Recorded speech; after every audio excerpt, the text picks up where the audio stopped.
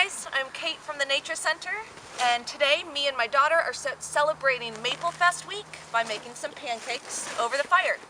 So we brought our pancake mix, which is just some flour, some seasoning, cinnamon, sugar, nutmeg, baking powder, an egg, some oil, and some milk. That's all that goes into my pancakes. So the first thing that we did was build a fire and then kind of let it build up some coals. So if you have a really tall flamed fire, you're going to want to scrape some of those coals to the side and then cook on it.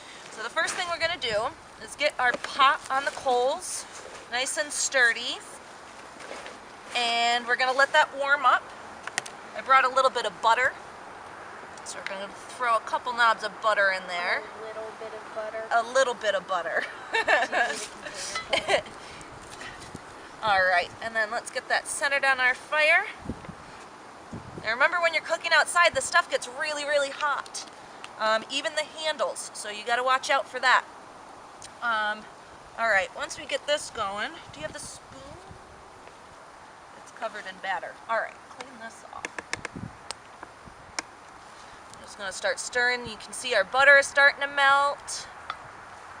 So now our skillet is nice and hot. We are going to pour a big old glob so we can have some really big pancakes.